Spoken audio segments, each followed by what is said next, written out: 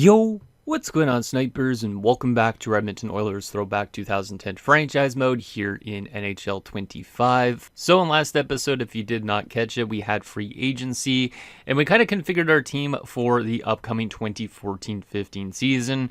And I'd say our roster is definitely coming along quite nicely, I would say, in a way. Obviously, there's still work to be done, but as you can see, this is what our team is looking like going into 2014-15. We have a pretty solid top six, I would say, now, and like our third line and our depth is definitely getting a lot better as well on this team, which is great to see. So, like, we have Nyquist, we have McKinnon and Eberle on the top line. Second line has Jakumovs, Cameron, and Dadonov.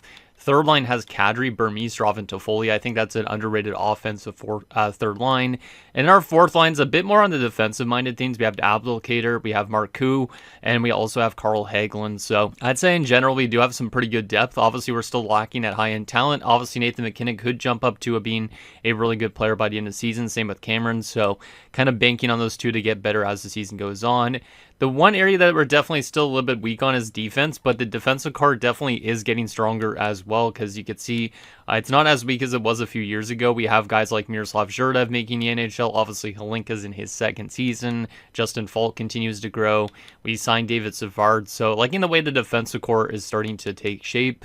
And then from a goaltending perspective, obviously, we have a good young tandem with Andrei Vasilevsky and Lars Danielson, who will get his chance to play in the NHL this season because we traded away Phil Grubauer in the last episode.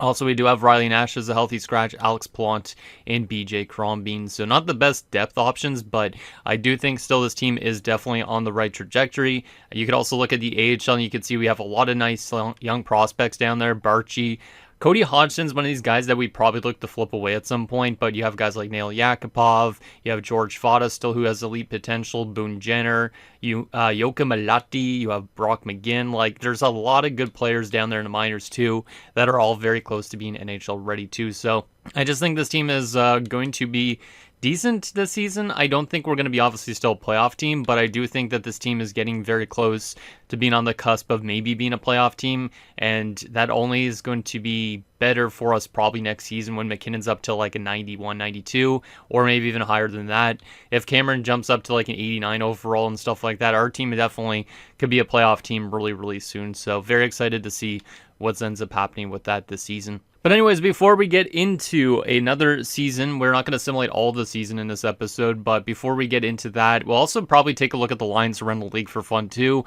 Let's get in your guys' comments, see what you guys have to say about last episode, and then we'll probably do some season goals maybe for some of the younger guys, and we'll actually look at everybody's lines at the actual start of the season, and then we'll actually simulate maybe a couple months or something like that just to see how our team is doing. So the first comment is from Sound Otaku, who says, Griffin Reinhardt signed in Columbus. I want to see what he makes of himself here. And yeah, Griffin Reinhardt, I think he was drafted by Columbus in this universe. If we actually go to view contracts and head on over to the Columbus Blue Jackets, I think he was drafted by them, but maybe he wasn't. He's not in the NHL yet, but you can see he has a high 7th D. He is in the AHL, 71 at 20. I don't think he's obviously going to become much of anything, but he could still maybe become a useful defenseman for the Columbus Blue Jackets. He spent 5 years in the WHL with the Edmonton Oil Kings, so we'll see how he develops. He was drafted actually by the Minnesota Wild in his universe, so I guess Minnesota decided not to sign him after they drafted him, and then he actually signed an ELC contract with the Blue Jackets, so hopefully he gets a chance to actually play in the lineup. There is a lot of good defensive prospects still in Columbus, and it looks like right now he might be the 7th D-man in the AHL, so he might not get to play much, but hopefully he still gets a chance to develop nicely that he could maybe make the NHL at some point in time. And the last two and final comments are from Jared the Rapid. The first one says, I'd keep Burmistrov and trade the others. So he says to keep Alexander Burmistrov and trade the other guys that we were looking into potentially trading last episode. So like guys like Hodgson, for instance, he might get traded this season. And then he was also saying probably somebody like Riley Nash, I would assume.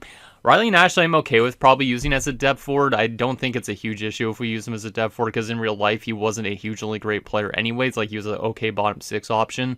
But Hodgson, obviously, he does have some potential still, and he does have good enough value that we could get a return for him. So maybe in next episode or closer to the trade deadline, we'll look to move on from Hodgson. But right now, I think I'll keep him in the AHL just to kind of help with the prospects that are down there. And maybe that AHL team could go on a good little run this season. And lastly, Jared says, Sedin, Edler, and Iginla swapping teams is crazy, and yeah, that was one of the crazy offseason moves that we did see. So Daniel Sedin went to free agency, signed with the Calgary Flames. Calgary and Vancouver also made a blockbuster trade where basically Edler and Iginla swapped teams. So it was kind of a weird trade for us to see, obviously, because we're kind of like a rival of those teams in a way. So the Calgary Flames, obviously, with no more Jerome Iginla, which is strange, but you go to their defensive core, now they have a nice defenseman in Alexander Edler, who is there with guys like Brody, Visnovsky, and all that. Like, it's still not the best defensive core there for the Flames, but Alex Edler definitely stabilizes it a little bit more so. And then, like I said, they got rid of Jerome Iginla, which is kind of crazy, and he's on his way to Vancouver. He is currently probably, he's their best right winger, but he definitely isn't as good as he used to be. He's dropped off to an 84 at 37, so we'll be interesting to see what Iginla could do as a Vancouver Canuck. He had 84 points last season, 51 goals, so it'll be interesting to see where they slot him in Vancouver. Like, when we go to edit the lines and look at the lines and stuff around the league, we'll see which line he's actually on in Vancouver. Like, he could be a third-line guy for them, but he's probably a first-line guy, because I'd assume they'd probably put guys like Bernier and Brouwer a little bit lower in the lineup, so hopefully Iginla's getting good ice time there, and hopefully he succeeds as a Vancouver Canuck. So with that said, let's do some season goals for a couple players, not too much of them, just because I don't really care too much about season goals as much as off-season stuff. And then we will get to the first game of the actual regular season and then take a look at what teams are looking like, because obviously it changes between preseason and regular season. So let's do some goals for some of these guys like McKinnon, probably Cameron, the main guys basically on this roster. So season goal for Nathan McKinnon, let's go a long-term goal. I don't think he's going to win an award this season yet, but I am going to go a stat challenge, and I think 30 goals is reasonable for him. He is kind of like a hybrid production player, so I am going to go 30 goals and see if he can maybe get 30 goals for us this season, because that would be very nice if he can, because a lot of the time we have had like 20 goal scores. We haven't had a ton of 30 goal scores yet in the series. And then we'll talk to Cameron and see if we could get him to get a certain amount of assists maybe this season, so that way he can continue to grow as a good playmaker, because last season was a good year for him. We will say 40 assists, but 50 assists is probably doable, but we'll try 40 assists just because it might be a little bit easier for him to actually achieve that. I don't want to put too much pressure on the kid. And then is there anybody else that I really want to do conversations with? Obviously, those two guys are our main core players. There is a lot of other solid young players, but I don't really think we need to put pressure on them fully. Maybe we'll try and give Marcoux actually a face-off goal, just because I do want him to become a very good, like, kind of pelling kill face-off dude for us, if possible. So we'll try and get him to get a good face-off percentage this season, and I think that probably would be it for season goals. I could give out more, but I think I'd prefer just to not to put too much pressure on some of the main dudes and kind of just see how they perform this season. And then next year, maybe based on how they played this year, we could give them goals. All right, so let's get through the preseason and we'll get to the first game of the regular season, take a look at every team's lineup. I know it's a little bit of something extra that takes a little bit of a while to go through, but I think you guys will enjoy going through these rosters again, as it's fun kind of doing that every single season in a way, just to see how the league has changed and all that. So Dane Chapman, our coach, let's do a preseason focus first and foremost. Let's just do, I guess we could do conditioning or strength training. Or 5v5 focus probably is the best one for these kids. And then season goal, he thinks this roster, there's a lot of work to do before we compete. So he doesn't think we're ready yet, but that's exactly what we're kind of anticipating as well. So hopefully this team just continues to develop nicely, and hopefully next season or 2 seasons from now, we're maybe back in the playoffs again. All right, so let's see how this preseason is. We got only 4 preseason games, and so far we are playing pretty good in this preseason, as we score 5 goals in almost every single game except for the one against the Avs. So 3-1 preseason is pretty good for this young team. Let's take a look at some stats from the preseason, just to see if there's anybody that is achieving some really good stats. Also, did we give Cameron his long-term contract yet? I don't think so, right? No, we did not. So we'll probably do that in this episode as well. Let's just see what we could get for Cameron if he wants to accept 8 years, which he doesn't want to accept 8 years right now, but I definitely will give him more money to accept an 8-year deal if he wants to come here on a long-term deal, because I just don't want to get into the same situation with Sam Gagner that we did with Sam Gagner. So we might as well lock him up here. Well, he has a lot of organizational interest, because that could drop out through the year. So I think even like a contract around 7.1 is really not that bad, to be honest. We could add a clause and stuff like that if we really want to, so that way it's even cheaper. But 7.1 for 8 years is a cheap contract for a guy that might pick up a lot of points in his career. So let's already offer Cameron that extension, and we'll see if he accepts that. He says, I'm not going to rush into a decision on this extension, so I'll take a few days to give it the proper thought. So hopefully he accepts that, and then hopefully once McKinnon's ELC comes to an end as well at some point, we could get him locked up as well. All right, so let's sim to the regular season, and then we'll take a look at some team lineups and see what the teams are working with. And there's a big signing. Cameron is enthusiastically accepted our offer, and he likes the amount of money that we gave him, which obviously we did maybe overpay on him, you could say, but you never know. I'm banking on the fact that he's going to become a really good playmaker for this team. So he is signed here for 8 years, which is absolutely awesome to see some people commit, because obviously we ran into issues with Sam Gagner where he didn't want to commit to us. So to get a commitment already like that with Cameron, hopefully that's the beginning of signing a bunch of these guys to long-term deals and building up the future. All right, let's take a look at some of these teams lineup and for 2014-15, and it will probably simulate a few months of the season, but some of these teams are definitely going through a lot of changes. The Ducks still have a good first line of Ryan, Getzlav, and Perry, but then it drops off instrumentally, but they do still have some good depth. Shane Doan is still playing there at 37. Paul Correa is their fourth line center, which is kind of strange because they did sign Paul Correa in the offseason, so it will be interesting to see what Correa is able to do back in Anaheim. From a defensive standpoint, looks like a typical Anaheim defensive core. Josh Manson looks like he just made the NHL maybe last season or this season. Yeah, this season. Nice. Okay, so that's a nice young defenseman to have. Same with Jake Gardner. He's finally in the lineup because he was a healthy scratch, I think, for a few years. Actually, no, last year he wasn't. I thought he was a healthy scratch all last year. It was 2 years ago, I guess. Oh, no, it was all of 27, 28 he was scratched. God damn. That's actually insane. And then Justin Schultz is also there. So they're getting a bit of a younger defensive core there now in Anaheim. And then their goaltending is not the greatest. Leclaire and Vokoun, because Vokoun's dropped off a lot since. Let's head to Atlanta now, which still looks interesting.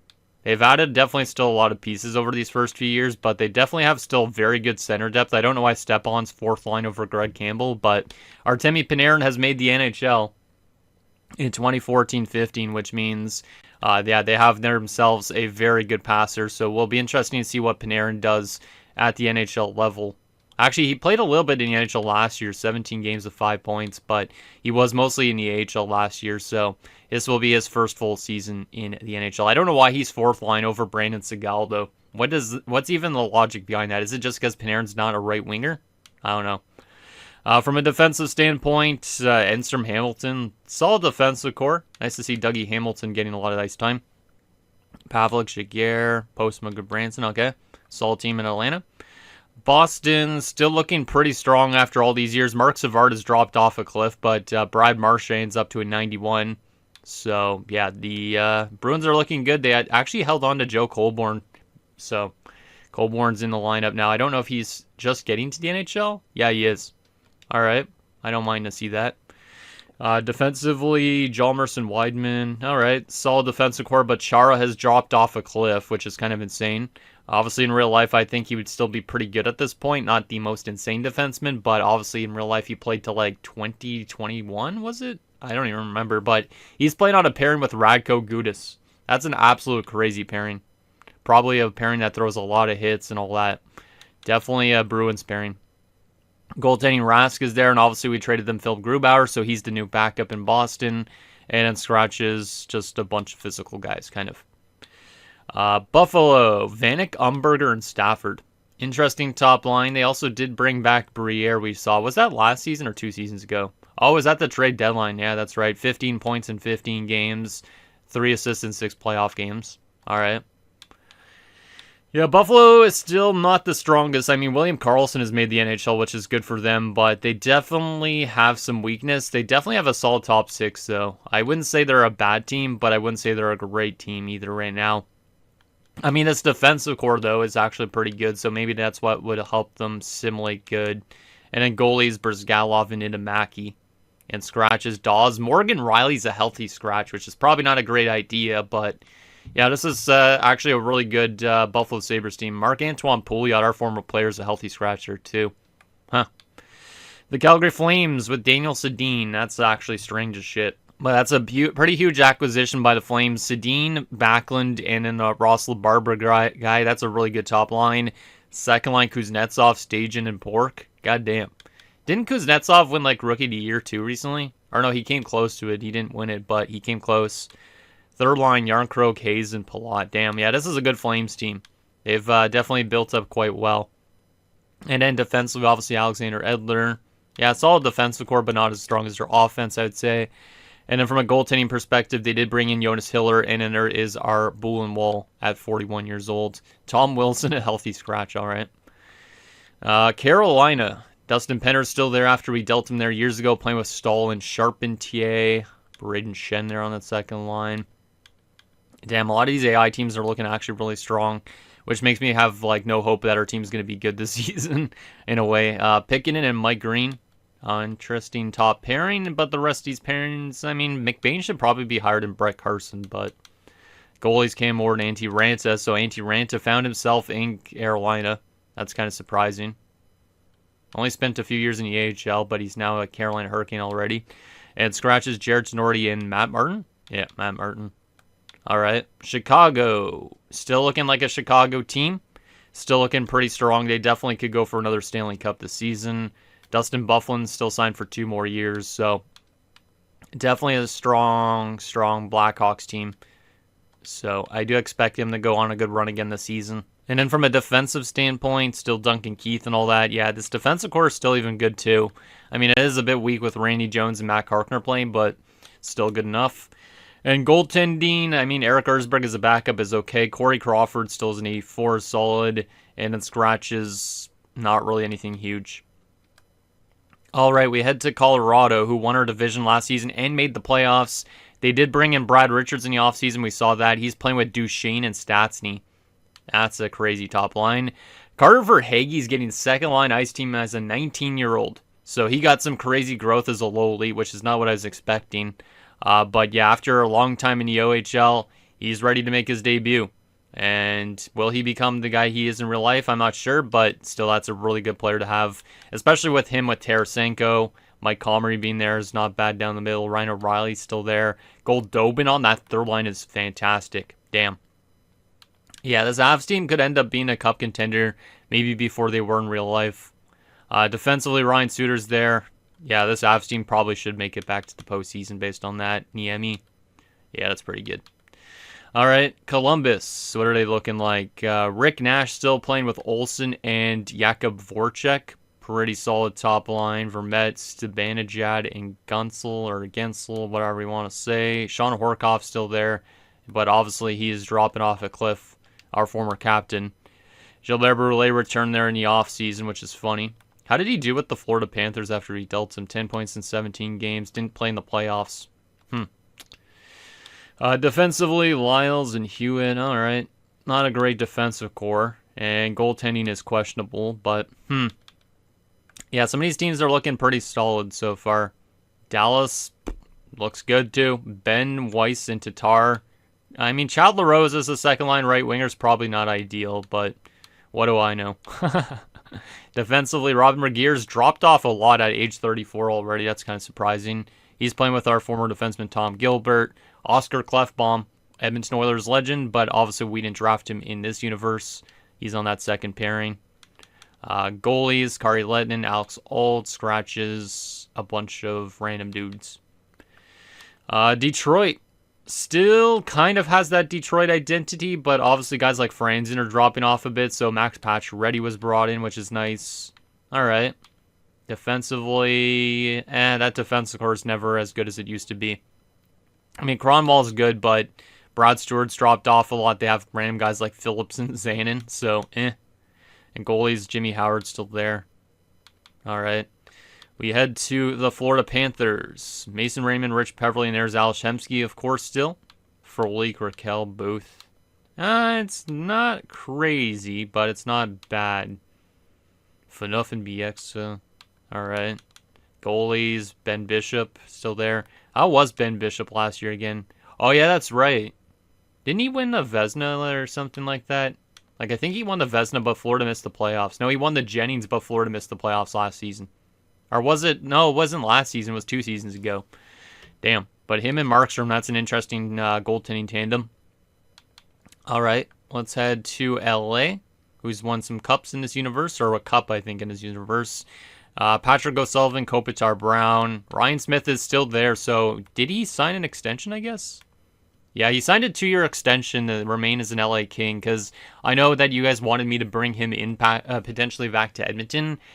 He doesn't have a clause now, which is good, so we could still trade for him, but he is 38, and he is signed for 2 years, so I'm not sure if we'd still bring him back or not, but there he is anyways. Playing on the second line with Chris Drury and Wayne Simmons, of all people. Michael Houndzus has dropped off an absolute cliff. Damn, he's a minor scoring forward now.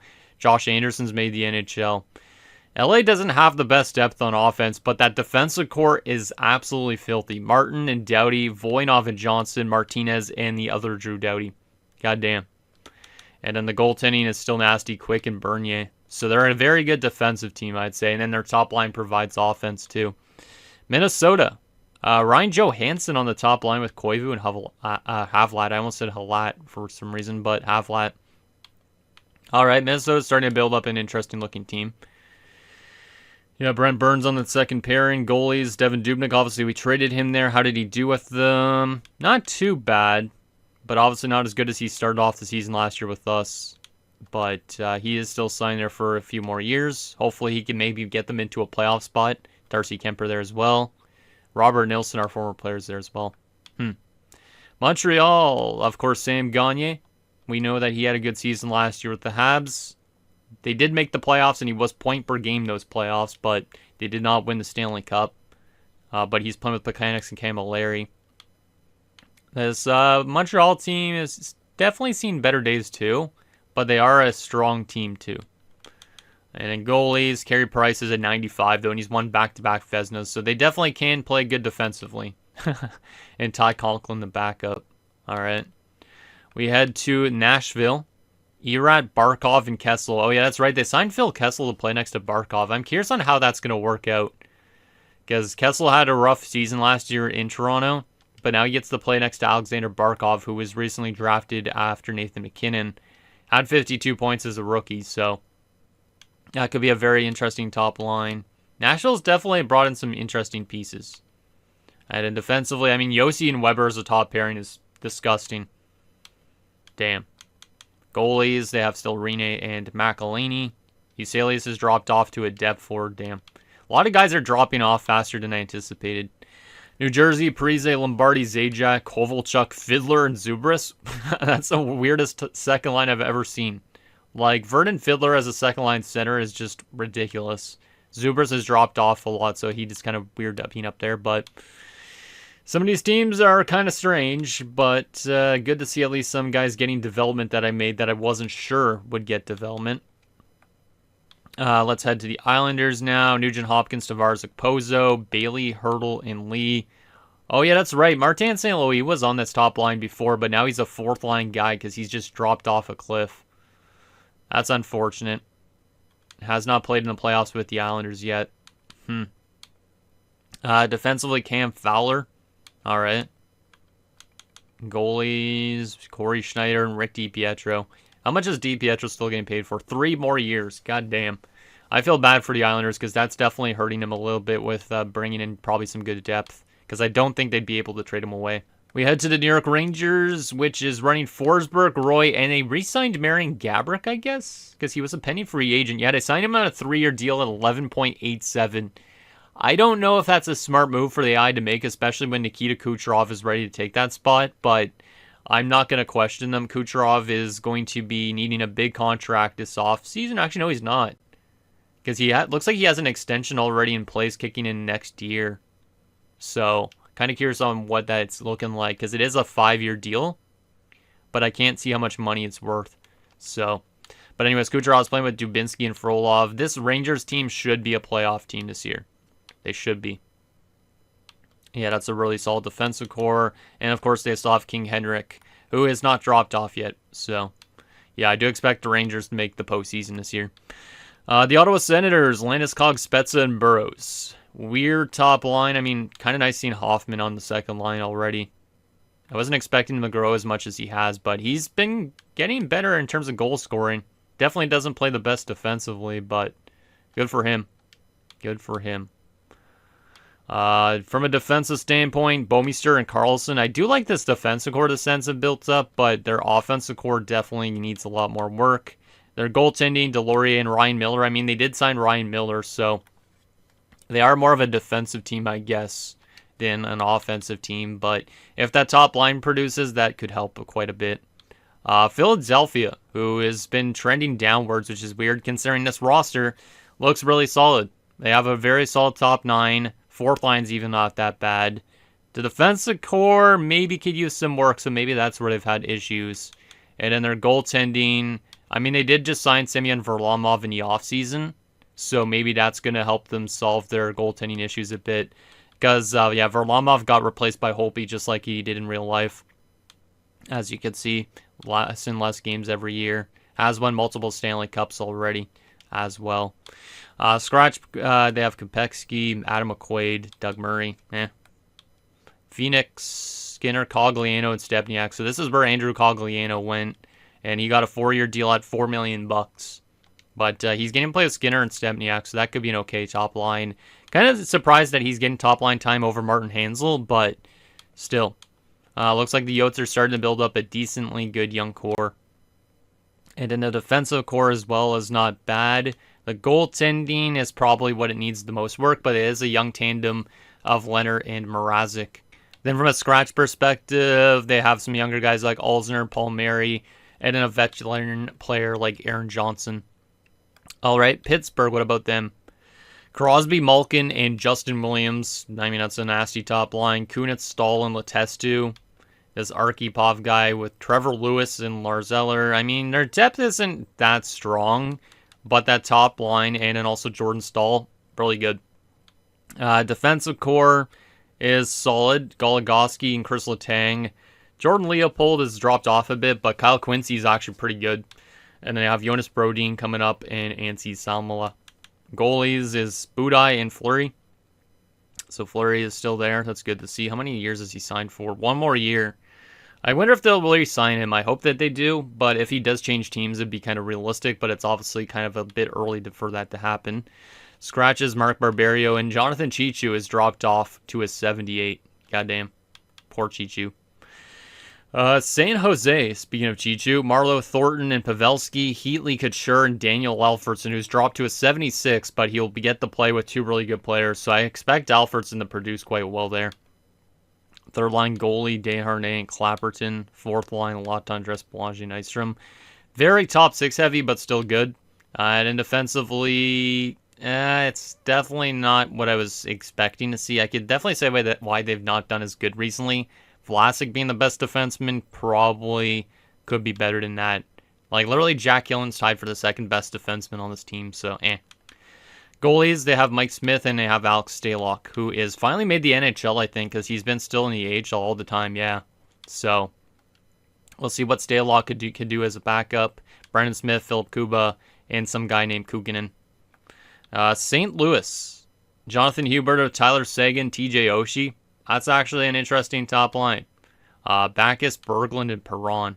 This is a really good-looking Blues team. Nick Foligno, also with Tyler Festerini, who they drafted, and Dustin Boyd. Good third line. Fourth line, Gerby, McDonald, and Rolston. This is a nice-looking forward group.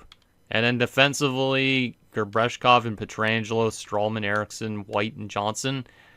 Yeah, this is a good team. The Blues might be one of those dark horses this year. You also have Halak and Anton Khudobin. Max Domi as a scratch is kind of weird, but that is a good Blues team. They should definitely make the playoffs. Tampa, Tanguay, Stamkos, LeCavalier, Downey, Lindholm, Malone. Interesting. I mean, they have okay depth on the wings for sure. Down the middle, maybe a bit weak after Stamkos, I would say, because Lindholm maybe still is more of a third-line guy, but it's still not bad. And then defensively, Hedman, Braun, Mazzaros, Prosser, Carl, and Volchenkov. So good on the left side, not so much on the right side. And then goalies, Josh Harding and Ray Emery. Not the best goaltending tandem. All right. Toronto, which should be an interesting one. They have Hall, Bozak, and Radulov. So we did see that Phil Kessel left, and Radulov is now their top line right winger. Second line has Pominville, Henrique, and Goudreau. So their top six is actually pretty good still without Phil. Third line has Kuhlman, Malhotra, and Niederreiter. Fourth line is a guy named Vorobyov with Perreault and Brendan Morrow. All right. Defensively, Talinder Petrovic, Scuderi Johns, and Shen Caberlet. Thomas Caberlet's dropped off a lot.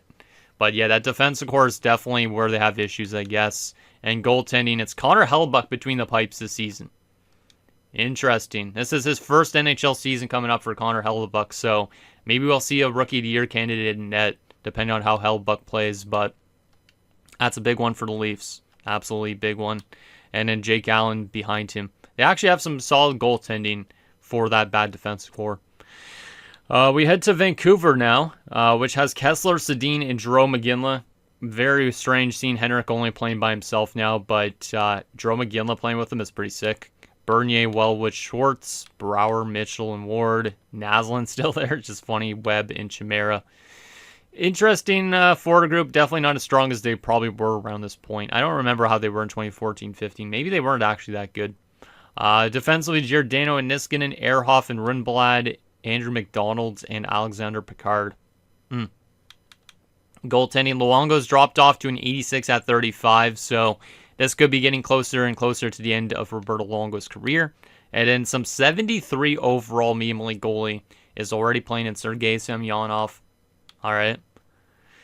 So there is the Canucks. And then from the Washington Capitals, who won back-to-back cups to start off this franchise mode, haven't since. They still have a great top line. But definitely their depth has fallen off a little bit. They are very good down the middle, I'd say. Right side is probably the weakest point, though. Defensively, Orlov, Carlson, Schultz, Lee, Georges, Tootin. Their defensive core is not as strong as it used to be, too. And then goaltending, Holtby and Neuwirth. Scratches, they have Sloan and Michael Matheson. All right. So, yeah, there is definitely a lot better teams out in the league than there is than us because we're just still rebuilding. But it is good to see that we should be still a bad team this season because I kind of want to have good prospects coming into this organization still. But I'm hoping we still get some good results from these young guys. So I know that took a little bit to go through. Hopefully you guys enjoyed going through that. At least let's simulate maybe to December the 1st in this episode. So a little bit of simulation just to kind of see what this team's made of early on, and then we could kind of make some more decisions in next episode if we want to already trade away some people, if we want to just keep on simulating and see what's going on. But yeah, let's go 1 month at a time. So we'll go to Halloween of 2029, this would be 2014 technically. So this, who's on waivers, Aaron Johnson, and we do not need to claim him. No, thank you. We lost to the Avs 4-1 to start the season. Not really a surprise because they did win our division last season. 5-1 loss to the Blackhawks. And already our first injury of the season is Hagelin with a bruised hand. Let's go replace a player on that, but not great. We do beat the Flames 3-2, even though they just added Daniel Sedin. Lost to Dallas in a shootout. Beat the Flames again. All right. Phoenix is a loss. Minnesota is a loss. And Hagelin is back. So far, interesting stats here, looks like. And it looks like some players are getting growth, which is nice to see. Because I think that's the most important thing for us this season is getting good player growth and making sure we don't get any super bad morale crises on this roster. And let me stop the sim because I can't see what's going on. Because this game still glitches out a little bit when you go to edit lines and stuff. But yeah, we're not off to a good start this season, but we're having some okay close games at least. That shows me that this team is still kind of a little bit competitive for a young team, which is good to see because literally all four of those last 4 games of the month were only decided by 1 goal. We lost 3 of them, 2 of them one in a shootout, 1 in overtime, 1 in regulation, but we did win 4-3 over the Canucks, who are actually off to a good start this season. So the team does have some fight in them for a young roster. All right, let's go one more month of simulation, then we'll take a look at some stats and kind of just see what our team has been up to start off this year as we beat the Canucks for the second time. That's kind of surprising. As Toffoli has now sprained his ankle, that's not good. We'll go replace player on that, but not liking that we're getting injuries to some of these young guys. Still a bit of a weird start to the year, but like I said, this is more about getting those prospects to as much development as possible. And hopefully this year is one of those years that it could kind of help the team take that next step next year, so to speak. So we'll take Karambin back out, who's our cap whale. Forgot to mention that. We signed him to a ridiculous contract just because we needed cap spent. Pittsburgh, 2-0 loss, and we got shut out in back-to-back games. But then we beat Dallas 2-1. We beat Minnesota 3-1. So there has been some good defensive games. I don't expect Vasilevsky to have the craziest numbers because this is his first full year as a starter. But hopefully he's doing a decent enough job where he doesn't stunt his growth too much. All right, Reddick's will come back out. Hodgson will come back in for the AHL.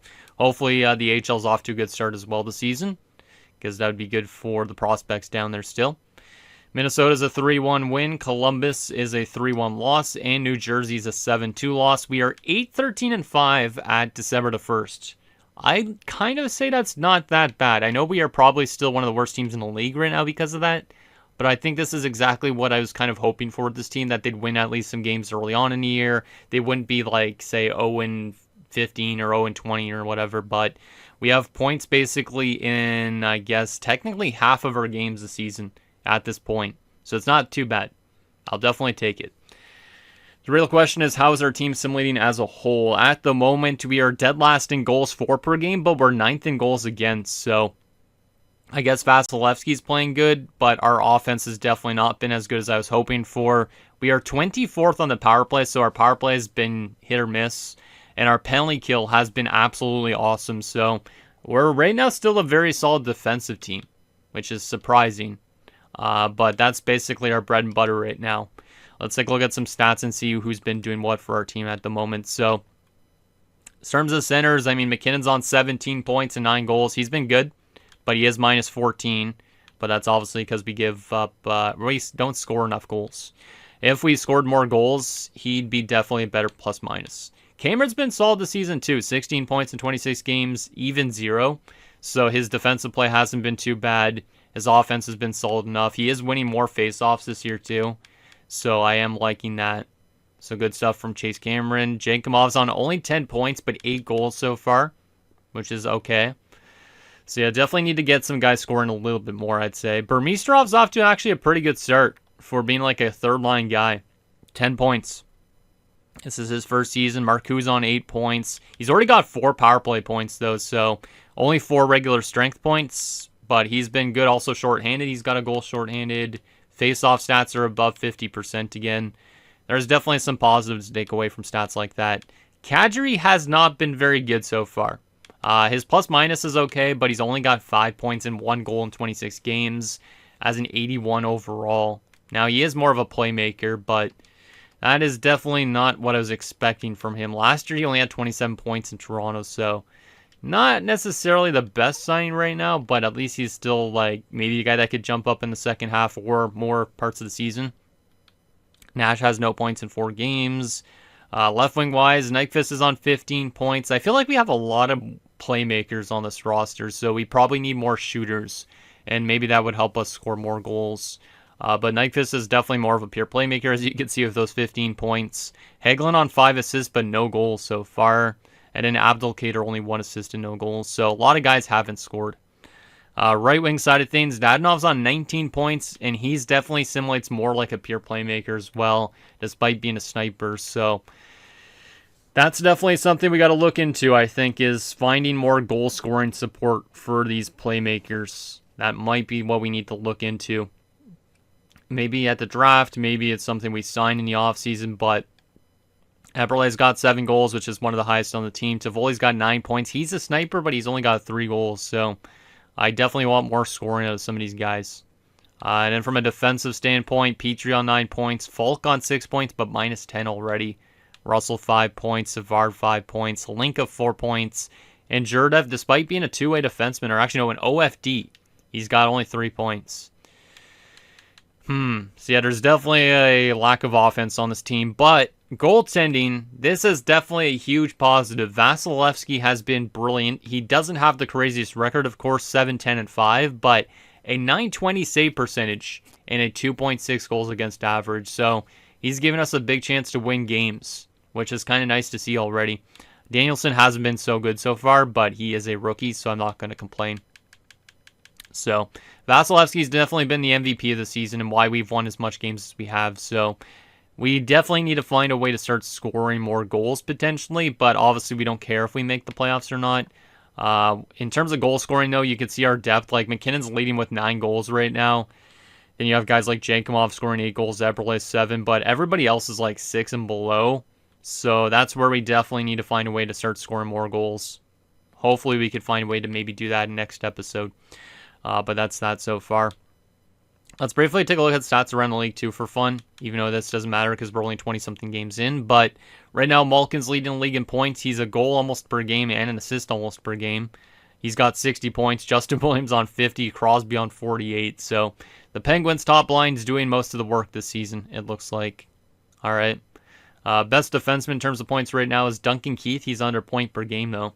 And best goalie so far this season has been Marc-Andre Fleury, in a year where he needs a contract. So I'm curious if he'll get re-signed or not. Longfist is also up there. And the best rookie so far in terms of points, Andre Palat. Only 1 goal for the rookie, but 17 points. Wow. All right. Carter Verhaeghe's up there as well.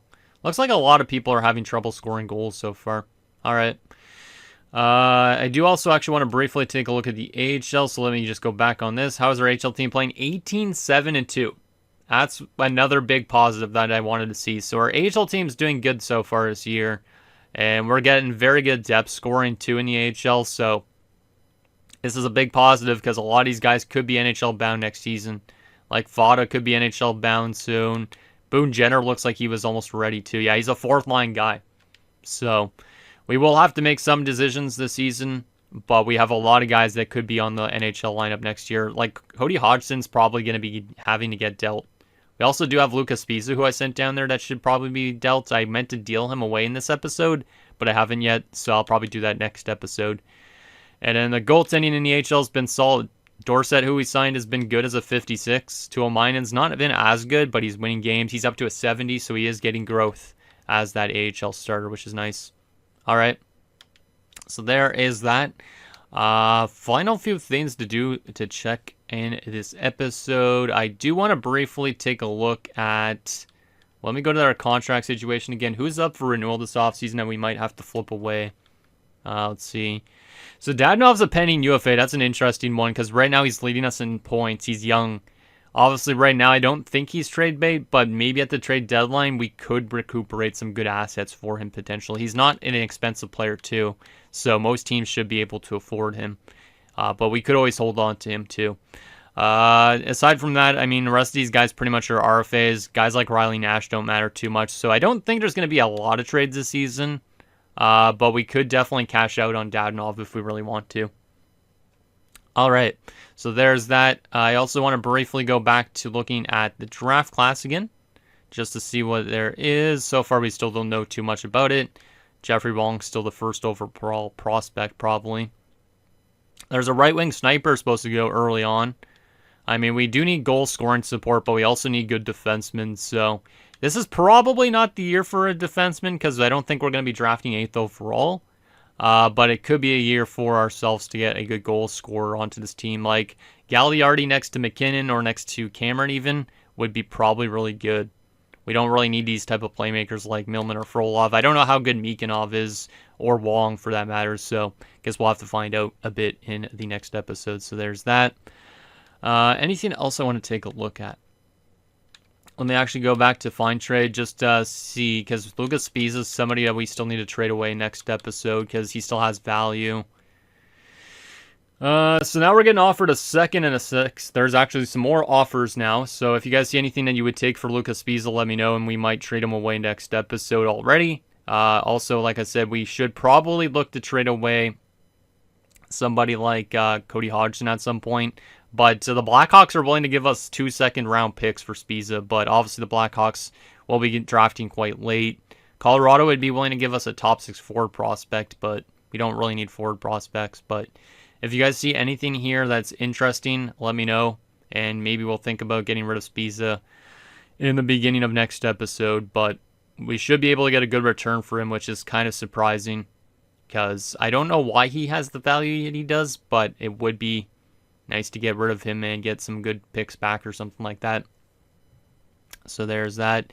We also might as well briefly take a look at the trading block, and then that'll be it for this episode. I don't know if we'll make too much trades, like I said, this season, but we might as well take a look and see if there's anything interesting that we can maybe squeeze back for somebody like Dadonov. Like, I definitely should actually look at the trade finder for Dadonov too, just to see if there's any potential offers yet. But I think moving him at the deadline might be doable, but I also might want to hold on to him. He's only 25, but he might ask for too much money, and he is more of a playmaker than the sniper I was hoping for. So, looks like not too much from what I see right now, but if you guys do see anything that I'm not paying attention to, let me know. Because I've been up since like 8:30 this morning because I had to wake up early because of a power outage, and it was freaking annoying as hell. So I'm a little bit tired, and I might not pay attention to things like I should. Jonathan Bernier is a pretty good goalie to be on the block at 26, but he is a penny free agent. The LA Kings probably won't be able to afford him, I guess. But yeah, it's kind of interesting, some of these teams that are getting built up right now. Cox is very close to NHL ready, and that was one of the guys that we were getting offered in a trade. He is still in the AHL down in Milwaukee. He is a power forward. He's not the best offensive-looking player in the world, but he did play 3 NHL games and had 3 points in them back in 2027. That's interesting. I didn't even know that. So he has some NHL experience, but he was very good when he played up there in the NHL. Hasn't gotten a chance since. So we could always try and bring in somebody like that, but I don't know if we have a spot we could really slot them in. Wow, Martin and St. Louis jumped back up to an 82 now. Must be playing good. Reimer's on the block too, 26 years old. They literally just signed him in the offseason though. But yeah, I'm excited to see which teams are going to do that good this season. Like, kind of surprised that our team's off to an okay start, I would say. It's not a crazy start, I know. But it's still, I'd say it's a better start than I was anticipating, really. Because there's definitely a lot better teams in the league still at this point. Like, I don't know if we're going to be a cup contender in 2 years. I think when we make the playoffs next, we're going to be a type of team that loses in the first round for a couple of years. But I definitely think, obviously, if we continue to get that development from McKinnon and all that, that could definitely turn us into a cup contender. Probably, I'm going to guess like 5 to 8 seasons maybe, but I honestly don't even know. Maybe less than that, because if we draft well enough, maybe it'll be even faster. So there is the trading block. I think that's almost it. Actually, fine trade. Let's go to Dadonov and just see what it would give us for offers. He probably doesn't have a lot of value, though. And he has an okay amount of value. Right now, with an open block, we'd be willing...